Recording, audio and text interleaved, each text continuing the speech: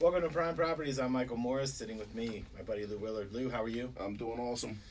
Now, Lou's on a pitch count today. He said he's going to try to stay as quiet as he can because we have a special guest with us today. But you're ready to jump in, right? You're not going to leave me I'm hanging. ready to help out, but we want to give the young lady a chance to speak. Okay. Now, we're going to introduce our guest that I've already slaughtered her name 5 times. We have Christine Girard, right? Yes, perfect. Yes, from Kassel Perfect Real Estate. pronunciation. Well, I had to write it down as Girard. Thank you for coming today. Thank you so much for having me. I appreciate it. What I like about what we're going to talk about today is Lou and I brought this up, I want to say about 3-4 weeks ago, about the millennial buyer. Yes. Right? So they're making up about 34% of the market. As hot as this market is, they are making up over a third of that. Mm-hmm. Absolutely. First of all, give people a little bit of your background on, you're not originally from Columbus. No. So originally I'm from Boston, Massachusetts. And from Boston, born and raised. I grew up a few miles north of the city, and then as a young adult kind of made my way into the city. And then as of last fall, found my way living in Columbus.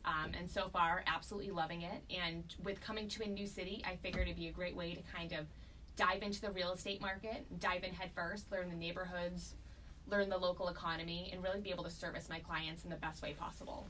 And you don't have that Boston accent, which is great. Thank goodness. Which is great. Like, I feel like you're fake. Like, I'm a huge Celtics fan, but I was waiting for you to be like, hey, wait, at the end of every sentence. Maybe I'll throw a little bit in by the end of the show. Give us a little jargon as we leave today. But what I'm interested in is you come from a very, I don't want to say overcrowded city, to this area where suburbs are the rage and then the downtown is building up. That's Yes. kind of the opposite of where you came from, right? Exactly. So where I come from, Boston, it's very city-centric. The Boston area and the small surrounding cities, very city-centric. And then the suburbs play a much smaller role in the local economy. It's a little bit less desirable to live due to the commutes. Versus in an area like Columbus, the suburbs are really where the action's at, and you see less people typically wanting to buy in downtown proper Columbus. So they had to throw you off when you got here. Totally, because when I moved here, we lived downtown Boston. We figured downtown Columbus was the play. A couple months in, I realized we probably could have moved to another suburb and got, a much different experience. Right. Well, Lou lives downtown, and he tells us about all his excursions out there. Yep. I don't know how the guy shows up for work the next day because he's always out. But he's got to experience something different because when we were growing up, it was more you wanted to move to a suburb. Now Columbus is focusing on the nightlife downtown. It used to be 20 years ago, Lou, you can speak to this, there was nothing going on after 6 o'clock at night. Oh, no, when it started getting dark, you got out of downtown.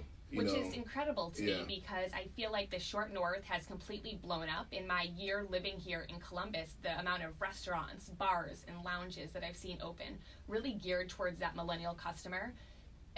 There's endless opportunities for what you can do after 5, after you get out of work, to go out and socialize, which I think is great. Adds Yeah. a lot of value to the city. Oh, absolutely. I mean, you can be down there without a car now. There's so much stuff to do. Like, we live literally on 3rd and Long, so we're right downtown. Short Yes. North is, as you know, a mile and a half north of basically where we live at. But we're back and forth between there all the time. Yep. Short North's come a long way. Only thing is, I just hate to see the mom and pop shops going, but they're phasing I them out agree. because they're doubling and tripling the rent because they can. Right. Yes. With all the high rises and stuff going up. But the prices down there are crazy. Just the stuff that you see like right around Goodell Park, it'll be a half a double, and it's like $350,000. Yes. I mean, the prices are insane. Well, I think I might have talked to you about this. I don't think it was on the show, but I was talking about when I went to San Francisco to see, I wanted to see where everything happened in the 60s, where the Doors and they would have these outdoor concerts. The same thing happened. That real estate became so valuable that it became all commercial properties, right? Yeah. So you're pushing the mom and pops out. But I think a lot of it has to do with the millennial generation wants convenience, and they want, I don't want to say nice things. They're not going to wear a parka that somebody made in the back of a shop. They want to go to Target. They want accessibility of shopping and those kind of things. And I think it's funny that you mentioned San Francisco in particular, because when you think of hot markets across the United States, you think of places like San Francisco, New York City, Southern California. Columbus was ranked number 6 in June as one of being the hottest markets in America, which is absolutely incredible to think that they could beat out San Francisco, all these big markets. It goes to show how much Columbus truly is growing as a city. And 20 years ago, it's called a cow town. Right. Yeah, I mean, Well, you still have the water tower that has, it says Columbus, Ohio, and it's painted like a big cow. yeah. I mean, that was the reputation. So. But at the time, it was cool. It was like, yeah, that's who we are. But it's completely flipped. And a lot of it is people like yourself that have moved from the coast or moved here for work. And I want to get your take on it. So you're here, and you're a younger person. You're way younger than Lou and I. And most people are. Yeah. Well, everybody on this show anyway. But when you're here, you're coming from the hustle and bustle of the big city, and you get here. What's your impression of this market? So as someone who came from a much more established city environment, one of the biggest draws for me to move from Boston to Columbus was the cost of living. The cost of living here in Columbus, especially if you want that city lifestyle, it's much, much inexpensive compared to Boston. It's also much more accessible. There's not as much traffic. There's excellent public transportation, whether you want to take the Coda buses or you want to take any of those, the silly little scooters, the C buses, Ubers. It's easy to get in and out of the city. And there is also just huge population growth with OSU, the new companies moving in, just trying to bring that young population in. So I think that's where we're going to see a lot of population growth in the coming years. You host seminars, don't you, on Wednesdays for the millennial buyer? I do. So the third Wednesday of every month, I host a new home buyer seminar, and we also tap into what it means to be a first-time investment property buyer, because that's the direction I see a lot of millennials going in. And basically what we discuss, I bring a couple of my friends with me, a mortgage banker, insurance agent, and then also one of my friends who owns a renovations business. So that way, within an hour and a half, you can get a really good scope of exactly what you need to look for and what you need to buy your first property, whether it's a home or investment property. So this is something that we don't know because, again, we're over 40, both of us. We like to talk about the way things used to be. But in your age, what are you seeing more? To us, it was always buy a property. That was let's say, your white picket fence. Yes. And then it would be, if you had money, you'd move on and buy an investment property to rent it or flip it or whatever. That kind of changed when... So I see the opposite now. Really? I believe so, because I think that a lot of the millennials realize that putting equity into a property is putting equity into yourself, and that can create a lot of wealth down the line for you, especially if you're just the average American and don't come from family wealth, or you're not particularly wealthy yourself. So if you go ahead and buy, say, a 3 or 4 building unit, you live in one of those and you rent out the rest of them, that's going to create huge income for you. That could potentially make your mortgage free. It's free for you to live. You put that equity then into another property. I know several young men and women that are putting this practice into play and are doing very well doing that. But there's no emotional attachment to these properties, is what you're saying. Because they're looking at it as an investment, right? So it's a business decision. It's a business decision, and it's an easy way to make a lot of money in a short period of time that you normally wouldn't be able to if you decided to just put your equity into buying that single family home. So there are some people that don't want the hassle and the headache of buying a multifamily because that's a lot of work. And then there are still the millennials that, hey, I want to buy a nice condo out in Hilliard. It's a little bit less expensive, but I can still take the Coda or the C-Bus into downtown for work. Right. When they're coming to these seminars, or when you're just talking to them on the street, what is it they're looking for the most? I mean, are they looking for suburbs? Are they looking for... I know one of the things that Lou likes is the convenience of everything downtown. Yep. Right? So he loves the night... I don't want to say loves the nightlife, but he likes to be able to go to restaurants. Let this guy tell it I'm never home. No, I didn't mean it like that. But he likes to be able to go to the Clipper games and to go to the museums. Clippers, Blue Jackets, all that stuff's down there. He likes to do that. Mm-hmm. That is more of a thing that and I could be wrong, that I see millennials are looking at and saying that's what they want to be a part of. Exactly. But do the suburbs interest them at all anymore? I think when you look at Columbus as a whole, the median age of the Columbus citizen is 32 years old. And that's at a young age. I think people are not necessarily married. They might not have kids yet. They definitely want to go out and they want to have fun.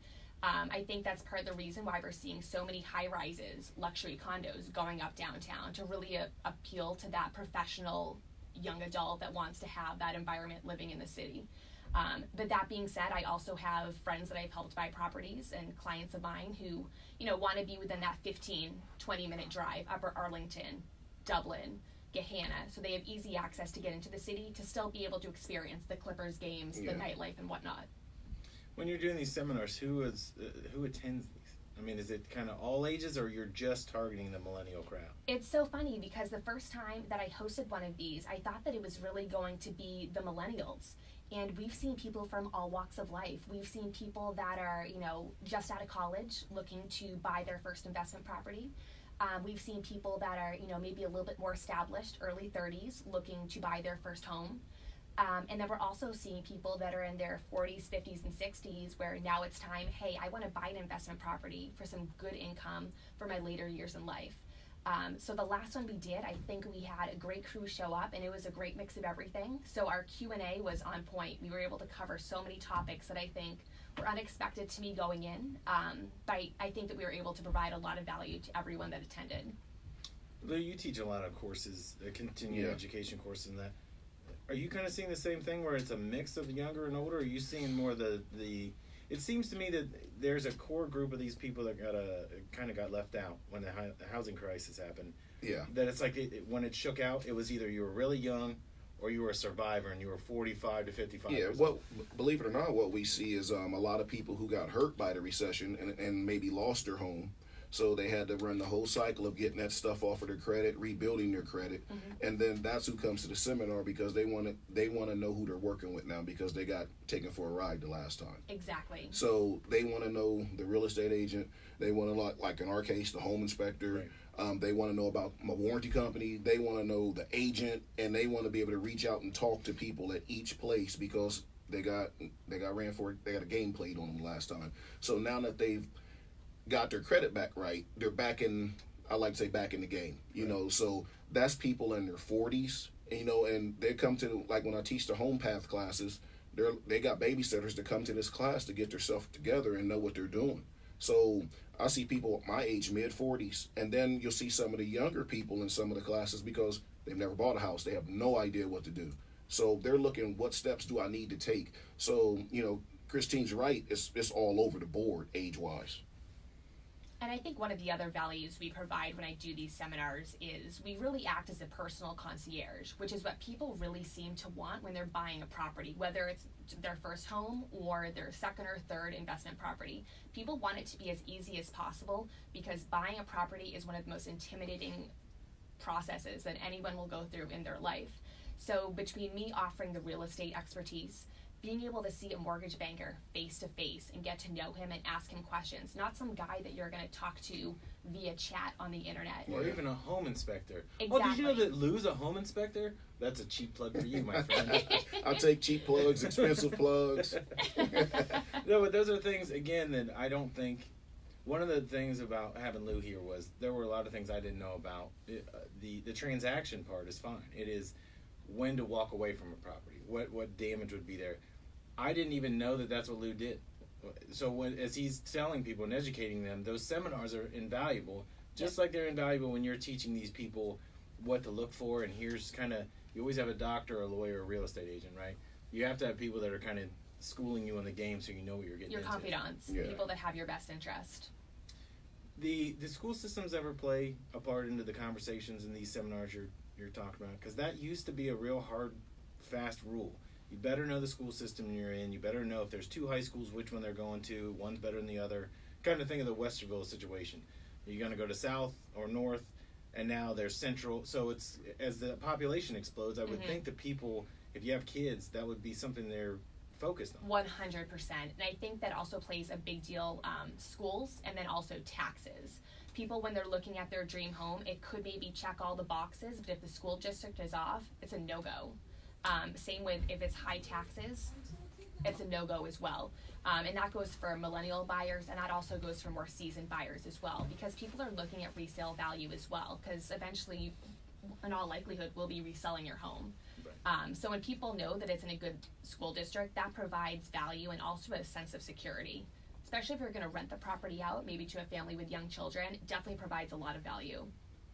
When you're looking at resale, though, with the market being the way it is, some of these homes are going for, I think the last time we talked was like 13% over asking price, right? It's just exploding. Are people forecasting that it's going to just continue to go up? because they're not making. We talk about this all the time. They're not making enough homes for the amount of people that are moving here. Yes, there's absolutely a shortage. There are enough residences. There are condos, apartments, and houses. But when you're going to buy a house, it seems like the one thing you can't recreate is land. You can't make more of it. But are we going to continue to see that, in your opinion, if you're forecasting this out? A millennial comes to you, buys a house 3-4 years from now. Are they going to be able to get that money out of what they put in? I think that just with the population growth, I saw some figure the other day, 80, 90 people, somewhere in that ballpark, move to Columbus every single day. We're projected to grow, I believe, another 7% over the next year population-wise. You have OSU, you have so many major companies and organizations moving here to Columbus. Think Amazon, Facebook. They're going to be bringing in so many jobs, not just for people that live in Columbus, but people are going to be moving here to Columbus to work these jobs as well. So I don't see the population growth slowing down one iota. I think that's going to continue to rise. When you looked at Texas about 10 years ago, when there was a lot of these distribution companies, they were moving because of tax benefits, moving from California or other states, and then you just had a pouring in of these. They weren't millennials then, were they? We were Gen X. Whatever's in between. Yeah, whatever they were called. Gen Y, whatever it was. But they were that 25 to 34-year-old, and they were moving there because there was opportunity. There was jobs, high-paying jobs. We're starting to see it here. And it's not so much the tax benefit, but this is a great place to live. If you're in Columbus, there's something for everybody here. Yeah. What is it you're seeing the most of when people are closing on homes? Are they around the 30-year-old, 27 to 30-year-old, the ones that you're dealing with? So I've had a lot of people, I think also my age comes into play, that I typically do work well with a millennial home buyer. So in the late 20s to the late 30s, early 40s. And a lot of people are first-time home buyers. People have been renting for years, and I think people are really starting to realize that, hey, for what I'm putting into rent for something that I don't even own, I could buy a property and build equity in myself and equity in my future. So that's what I'm seeing. In these seminars, can anyone come to these seminars? Yes, they're completely free. We welcome everyone to come, even if you're just curious, even if you don't have buying a home on your radar in the next year or two. We're here to provide information and to provide value to really anybody that might have any interest in the Columbus real estate market. How could they find out information about that? So on my Facebook page, it's Christine Girard, Columbus Realtor. I have several posts about the seminars. Our next seminar will be at the Rusty Bucket in Clintonville, and that'll be on the 21st from 6 to 8 p.m. I'd go just because it's Rusty Bucket. Exactly. I would tell you that we were there. Yeah, I would tell you that we were there the other night, but then you're going to say, told you, there's always more. I already know that you were not at home. You were at a restaurant and you were at some event. What's your favorite part of dealing with this younger generation? I know that you're part of it, but there's got to be something rewarding that you get out of doing this job every day. I think the most rewarding part is helping people. And I know that sounds kind of cliche, but buying a home, and what I've noticed after my first couple transactions is that people just get so intimidated. People are so afraid because it hasn't been made easy for people, especially in the past. So people have these connotations of what their parents might have gone through or just how things have changed. So acting, and I always say I'm someone's personal concierge, I'll walk you through every single step of the way to make sure that there's no stress for you and your partner, or if it's just you, no stress whatsoever. I work with some fantastic mortgage bankers also that have been able to make the process exponentially easier for my clients as well. So for me, just to be able to make it stress-free, as easy as possible, that's really what I bring as value to my clients. You mean stress-free for the buyer, because I'm sure you have to deal with all the stress for them. I take the stress for them, so that way they don't feel the stress. Well, I think as part of my job. What was the name that I think somebody said FSBO, for sale by owner? Yeah. Yes. People are trying to save that commission. Yes. And he just said, you have no idea what you're getting into. How much money they're losing. It's a lot of work. It's my job for a reason, But when you have to do it all on your own, you've got your job, you got your kids, and now you're trying to be a real estate agent to save a few when percent. you've never done it before. How do the millennials react at closing when they see all that paperwork? Because everything else is done on dot loop. I'm sure you use dot loop. Yes. So everything's done on dot loop. Then they go to the closing table, and there's 400 sheets of paper. Well, luckily I do work with a fantastic title agency. So I prep them beforehand. I kind of tell them exactly what to expect. what to bring to closing, and exactly how long it's going to take. And I partnered with Elite Title in the past, and they've made things so smooth, so stress-free, that I think whatever notion they might have had in their mind going into the closing was mitigated at the end when they saw that they were in and out in less than 30 minutes. I always thought that was the worst part, because you've Yeah, dealt with your terrible. realtor, you really haven't had any experience with the homeowner because you've kind of stayed away from it. Then you get there and it's in an office building you've never been to, and there's 10 pens on the table, and there's a bunch of people that aren't even looking at you. It's just fill this document, do Sign this. this, sign that. And when you walk out, you're exhausted because you're like, I don't even know what I just signed. Right. So it's good that you have somebody to walk them through, and with a title agency that you like to work with. Absolutely. I want to ask your opinion on this, because you are new to this market, but you're not new to this system. The Zillow, Redfin of the world. Did you guys have Redfin in New England? We did, absolutely. So when we like to bash this every once in a while, but Lou and I are removed from that process because we can look at it, and any consumer can look at it. Yes. But the comparison of what dealing with a realtor like yourself, or getting on Zillow and saying, well, my house was worth $127,000. Right, you know, right. What have you run into where, because millennials will research stuff. I mean, all these commercials are getting millennials to participate, and they're going, well, Zillow says it's this, and you're saying it's something else. Right. So Zillow can be a tool to a certain extent. However, the biggest issue with Zillow is that it's an algorithm. There's not really too much of a rhyme or reason why they'll say that this house is valued this, just based off of some basic criteria that they might have. Zillow isn't necessarily looking at strong comps in the neighborhood, things that have sold recently. So whenever people might reference Zillow, I'll just say, give me a few minutes. I'm going to pull you some actual comps and let you know what your home is actually worth. And that takes me only a few minutes. And on top of that, you know, it's not accurate as well. So when people might look at a new home that's listed on Zillow, well, I have access to the Columbus MLS because I'm licensed with the Columbus Board of MLS Realtors. So what I see on Columbus MLS, that's not going to make it to Zillow for maybe 3 or 4 more days. So, you know, Zillow could maybe be great for a real quick reference, but I would not rely on it whatsoever. I just think that there's the good and the bad. It's inaccurate information, what you're looking at, because it's not up to date. It's not as of 4 hours ago where you could pull it, or a day ago. It's the comps are not being updated for the whole neighborhood, so how could one house be correct? Right. However, I think as a tool, it gives me something to call you and say, this is what I'm seeing, is this correct? Exactly. I think it shows that they're trying to be somewhat educated about this. They just might be wrong in their assumption. I appreciate it when people my clients will go out and try to do their own information, because it does show that they're dedicated to the search and that, you know, they have their head in the market. They want to know what's going on. But typically when I will pull my own comps and show them what my own comps look like compared to what Zillow looks like, and I tell them why these are the comps, then they're like, oh, okay, that makes a little bit more sense now, and they feel a lot more comfortable. I would also think that there's so much competition out there, especially with realtors. There's a different sign in a different yard every single day. Yeah. How do people find you? How do you differentiate yourself from other realtors? So my biggest thing is I love to network. Since I moved here from Boston, I created my own networking group. It's called Columbus Downtown Professionals. We meet at 300 East Broad Street. It would be great if you met in the suburbs. You called yourself Columbus Downtown Professionals, and you meet in like Hilliard. Yes, we meet every single Wednesday morning from 9 to 10 a.m. It's only an hour. We offer free parking. And we've created an absolutely phenomenal group. We have a little bit of everything in the group.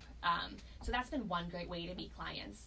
Also, just by socializing, I'm a member of the athletic club downtown. I've met a lot of phenomenal people there as well. I think as a new realtor, you just got to put yourself out there, just like in any other role. You know, get yourself on a radio show. Or exactly. I actually don't know how we found. Oh, Jackie Murphy, right? No, we just found you by a random accident. Is that how it works? We have a mutual friend. Oh, okay, good enough. I was gonna say who's in my networking group. Oh, there we go. Networking does work. It That's does. This is not the show for networking, but thank you for bringing it up. Tell people before we leave today, how can they get a hold of you? So you can get a hold of me. The easiest way I would say would be my Facebook page, Christine Girard, Columbus Realtor. On my Facebook page, I have my email address. I have my phone number. You can send me a message there, call me, or email me, whatever is most convenient for you. Perfect. Lou, before we leave, you know I like to do this. Yep. Get the information out. Roll it down. I see that. So I did this to Lou a couple of weeks ago, and he forgot the phone. Like he just started in the middle. He goes, "Hey, I don't know the phone number." Just go to the website. Yeah, we're going live. So yeah, just give your information. Let's go. Because we were live. But yeah, for HSP Home Warranty, it's 614-626-3984. And for Premier Property Inspections, for your residential property inspections, 614-271-0661. All right, that's going to do it. Christine, thank you so much for coming. Thank you for having me today, guys. I appreciate it.